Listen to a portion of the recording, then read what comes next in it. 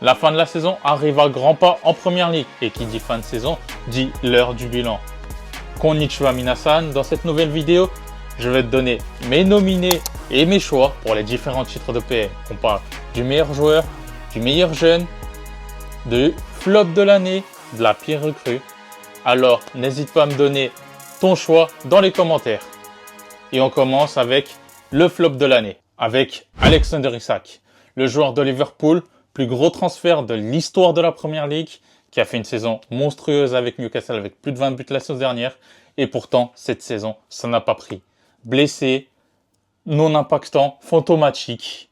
Il méritait d'être dans ce top. On continue avec son coéquipier Mohamed Salah, l'une des plus grandes légendes de l'histoire du foot, peut-être la plus grande légende de Liverpool, l'une des plus grandes légendes de la Première Ligue, qui sortait d'une saison all-time, n'a été que l'ombre de lui-même cette saison. On continue avec un joueur fan de Cristiano Ronaldo, alors qu'il vient du pays de Messi, mes amis Blues, Alejandro Garnacho. Et je dirais juste une chose, Marco Cucurella a été meilleur que lui en ailier gauche. On continue avec Yohan Wissa, le joueur de Newcastle, qui sortait d'une excellente saison à Brentford avec plus de 20 buts. Mais cette saison, à Newcastle, en fin de saison, quand tout le monde est dispo, qui est titulaire, c'est Ozula, un Danois, dans le nord de l'Angleterre. Et on redescend du côté de Londres avec Xavi Simons, du côté de Tottenham, qui a été plus que moyen. Et regarde la saison de Tottenham, acheté pour être l'élu, mais Tottenham n'a pas changé. 2 saisons de suite, 17e de Première Ligue. Et qui dit Tottenham, dit Brennan Johnson, le meilleur buteur de la saison dernière, qui n'a quasiment pas joué en début de saison, fantomatique, vendu du côté de Crystal Palace. Et à Crystal Palace, c'est une passe décisive. Le reste, c'est nada. Et moi, je vais choisir Alexander Isak. On le sait, il a été acheté pour être la figure de proue du projet de Liverpool. Pourtant, la star suédoise n'a été que l'ombre de lui-même. Blessé, non impactant, fantomatique. On continue avec la pire recrue de cette saison. Et elle repart encore une fois à Liverpool. Et qui dit Liverpool dit Alexander Isak. Je l'ai déjà dit. Plus gros transfert et pourtant fantomatique. J'ai parlé de Tottenham, je reparle de Brennan Johnson. Brennan Johnson, vendu cet hiver, mais comme je l'ai dit, à part sa passe décisive, il n'y a rien. Quand tu vois ses matchs, il est mauvais. Et c'est tout. Comme je l'ai dit, on reste à Londres avec sa tignasse blonde. Je l'ai encore dit, je repars encore une fois avec Alejandro Garnacho. Et son coéquipier, Jamie Bino Gittens, l'ancien joueur du Borussia Dortmund, qui a montré des choses intéressantes à Dortmund, a acheté 50 millions d'euros pour au final avoir 0 but et aucun impact.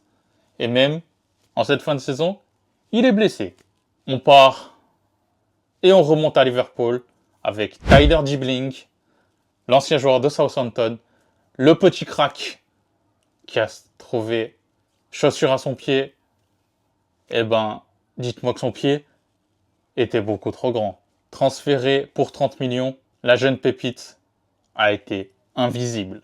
Et on termine avec Evan Guessant, l'ancien niçois, qui a fait une plutôt bonne saison du côté de Nice, a été transféré du côté d'Aston Villa en début de saison, a été inexistant, n'a quasiment pas joué, pour au final être prêté derrière à Crystal Palace, pour encore une fois ne pas jouer.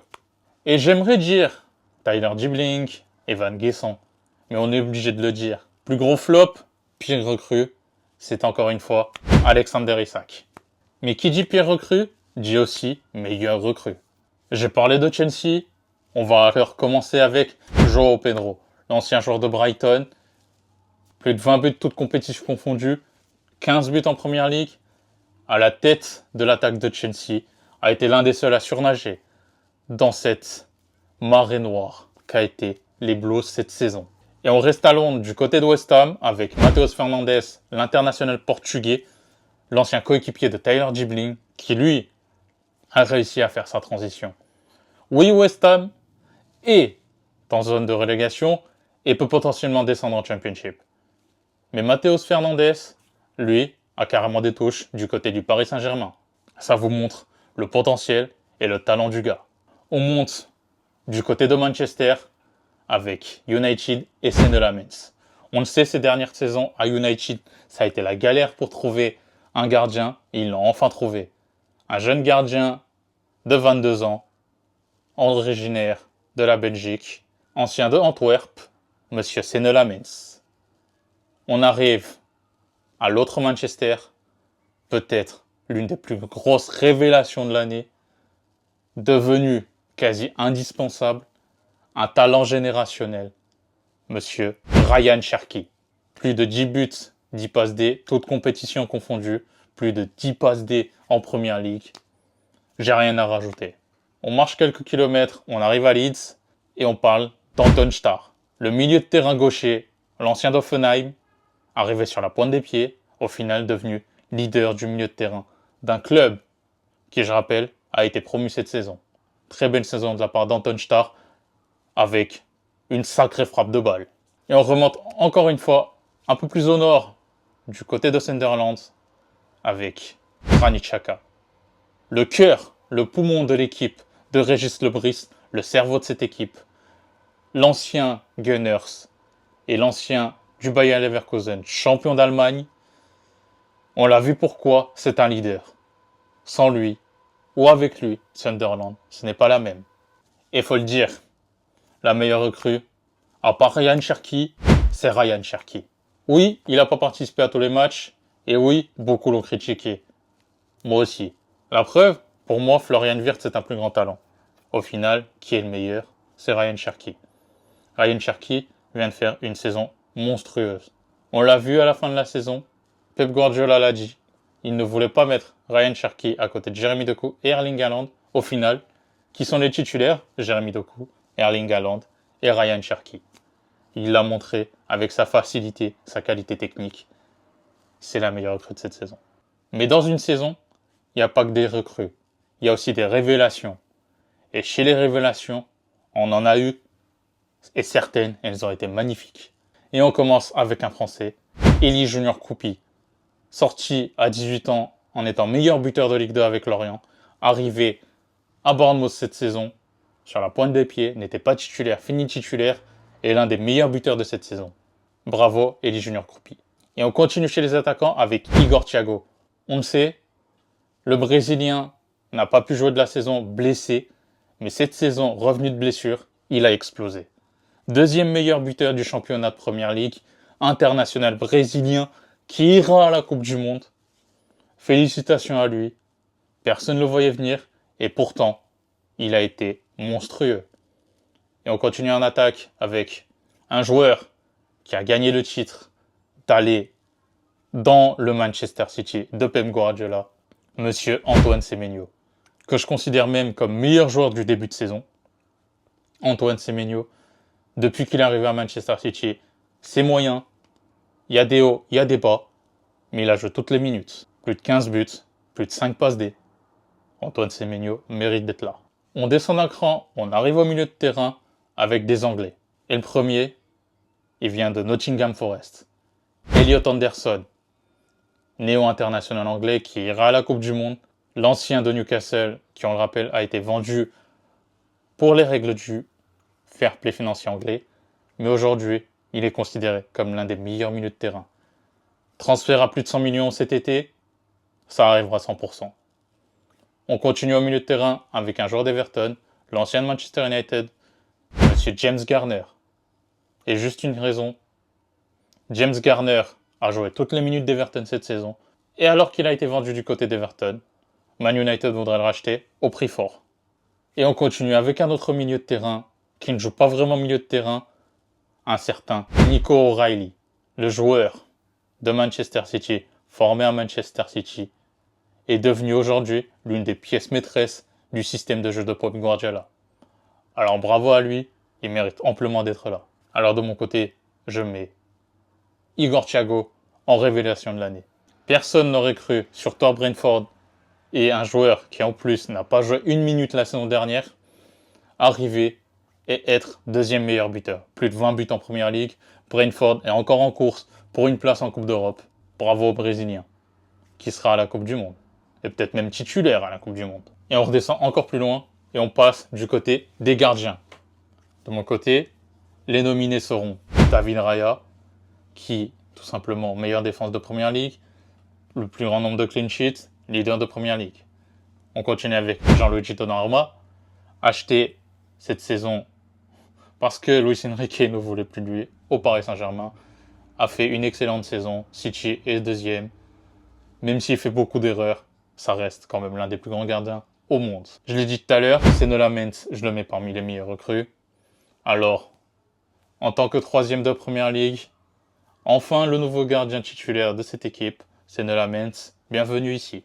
On continue avec Kwame Kelleher, le coéquipier d'Igor Thiago à Brentford. On l'a su quand il jouait du côté de Liverpool. Il faisait des bons matchs, mais il n'était pas titulaire. Avec son transfert, il l'a confirmé. Il peut être une valeur sûre en Première Ligue. On continue avec l'international néerlandais Brighton, 6e. L'une des meilleures défenses de la Première Ligue. Bart Verbruggen, bonjour. Et j'aimerais terminer avec Robin Ruffs, le gardien de Sunderland. Sunderland fait une très bonne saison. Robin Ruffs est l'un des acteurs majeurs de cette équipe. Il mérite d'être là. Même si j'en ai pas envie, faut se l'avouer. Je mets David Raya, meilleure défense, plus grand nombre de clean sheets, premier de Première Ligue, acteur majeur de la défense d'Arsenal. David Raya sera mon gardien de l'année. Et là, on arrive enfin au vif du sujet. Et on commence avec les jeunes de Première Ligue. Qui sera mon jeune de la Première Ligue cette saison? Restons français, Cocorico, je l'ai dit tout à l'heure, Ryan Cherki, ça revient ici. Elie Junior Koupi, encore une fois, aussi. On continue avec un coéquipier de Ryan Cherki, monsieur Nico O'Reilly. Comme je l'ai dit tout à l'heure, excellente saison, saison monstrueuse. Il mérite d'être là aussi. Tout à l'heure, j'ai parlé de Matheus Fernandes. Parmi les meilleurs recrues de cette saison, je mets aussi parmi les meilleurs jeunes de cette saison. Un potentiel transfert du côté du Paris Saint-Germain, ça te montre le niveau du joueur. On continue à Brentford, Michael Kayode. Le latéral qui a les meilleures longues touches de toute la Première Ligue a été excellent, que ce soit défensivement, offensivement. L'international italien a été très très bon et il mérite d'être là. Et on termine avec un autre Portugais, mais cette fois, chez le dernier de la Première Ligue. Matheus Mané, le joueur de Wolverhampton. Oui, Wolverhampton est dernier de la Première Ligue. Oui, Wolverhampton a fait une saison catastrophique. Mais à un moment, quand tu as besoin de faire des choses, les jeunes, parfois, ils te donnent ces choses-là. Et Matheus Mané a été magnifique cette année. Sorti du centre de formation de Wolverhampton, il a été l'un des seuls à surnager dans cette marée. Et pour moi, Matheus Mané mérite même de gagner un transfert vers un plus gros club de Première Ligue. Et on arrive enfin au sujet principal de la vidéo. Le Player of the Year, le joueur de l'année. De mon côté, on va mettre Declan Rice, qui est le joueur d'Arsenal, le poumon de cette équipe, le leader de cet effectif, le meilleur joueur de cet effectif. On continue avec Man United et Bruno Fernandes, qui lui manque juste une passe D pour être le recordman du plus grand nombre de passes décisives, aux côtés d'un Thierry Henry et d'un Kevin De Bruyne avec 20 passes décisives. Peut-être qu'à la fin de la saison, il sera même le nouveau détenteur de ce record-là. Meilleur buteur de cette saison, Erling Haaland. J'ai rien à dire de plus. Moi y compris, j'aurais jamais cru en parler. Mais j'en ai parlé et faut le mettre parce que c'est mérité. Igor Thiago, plus de 20 buts cette saison. Gabriel aussi, même si je le déteste. Il est quand même le leader de cette défense d'Arsenal. Et pour terminer, sans lui, Liverpool n'est rien. Dominique Szoboszlai, le seul joueur à être au niveau du côté de Liverpool cette saison. Et bon, vous le voulez tous, hein, le titre principal. Et pour moi, vu cette saison, je peux le donner qu'à Bruno Fernandes. Quand tu vois l'état de United, ce qu'il a réussi à faire en étant leader, en étant le difference player, Bruno Fernandes est mon joueur de la saison. Et on termine avec les entraîneurs. Et là, je vais mettre Mikel Arteta. Bon, c'est pourquoi. Arsenal premier. Pep Guardiola reste Pep Guardiola.